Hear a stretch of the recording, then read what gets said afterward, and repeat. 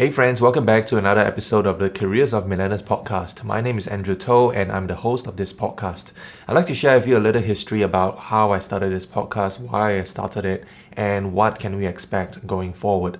So, long story short is that I will be posting more videos about career related topics and my own personal experiences in my own careers that with some tips and tricks that I really like to share with people out there who also want to excel in their careers. So this would be the season end for this episode. The reason is so that I can focus more time and my attention to making short form videos. So I thought of starting this podcast back in 2020 in June during the circuit breaker when I had a lot more free time at home.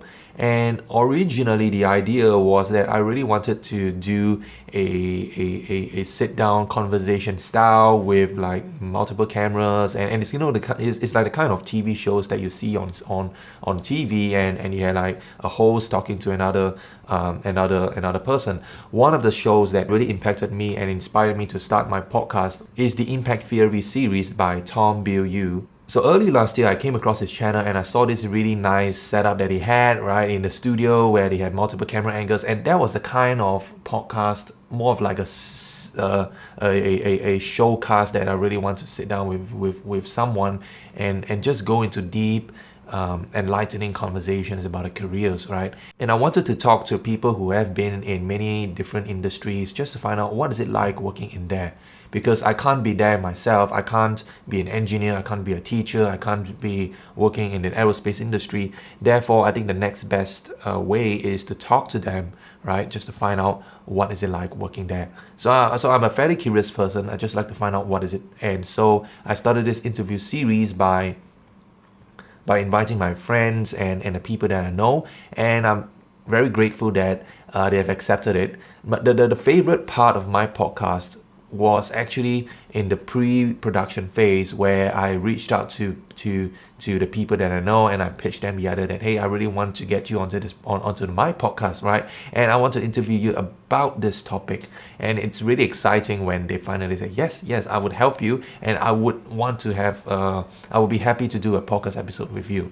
So a little history about this podcast was that I wanted to start doing videos on YouTube, but I thought that it may be a little hard right from the start to just posting videos about that. I'm not so comfortable to do that on camera and just doing it all by myself. So I started to do podcasts, which I think is slightly easier because at least I have someone on the other line, on the other side of the lens talking to me, and that would come off a little more natural for me. So I started to do videos and record a conversation as well, and I learned a lot from that process, and I just want to share a little bit about that. What I learned along the way is very interesting because even though it kind of seemed easy from the start, it's actually not very easy to do it. While we want to have a conversation, we also want to cover ground certain questions and topics at the same time. So it's a very fine balancing act of trying to of being natural and still trying to steer the conversation at the same time. So I learned how to start a podcast by watching YouTube videos on how to start a podcast and going through tips and tricks on the internet about how to do that. And throughout the recording process, I learned how to create content that is valuable for people out there. And I think I've come to a point where I'm ready to do short form videos and to talk in front of a camera, which is what I'm doing right now, or to talk to myself, which up to today it's still a fairly strange thing to do, but I think that it gets better over time. And podcasting has really helped me to get the momentum going, to just really get started with recording something, right? Having someone over on the other line really helped, yes, but now I need to learn how to do it with myself. I really picked up some very useful tips along the way with the guests that I've talked to. One of them is Greg Peterson when I interviewed him about the topic of are artists non-essential, right? According to a survey that was published last year. And I really enjoyed the episode a lot. I learned a lot about how to be an artist myself, like creating videos and creating podcasts actually is an art by itself. So will there be more episodes in future? I really still like the idea of sitting down in a conversation with someone and to go into deep, captivating topics and just capture those beautiful moments. Definitely, I still foresee that I would find a way to make this work in future.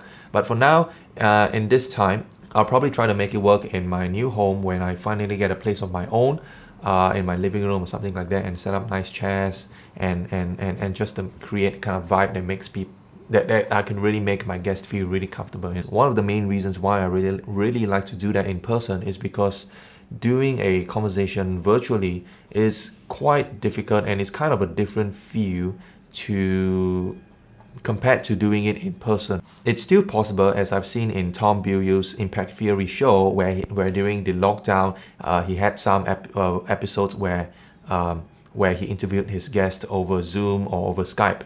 But apparently, people still like physical conversations more so than virtual conversations. And obviously the reasons are because in person, you could feel and sense the emotions of the other person better, and that tends to lead to better conversations. So that's it for this episode, and thank you all for the support that you have been giving me. If you'd like to see more of the content that I'm trying to put out there and help someone, check out my YouTube channel, and I hope to see you in my next video.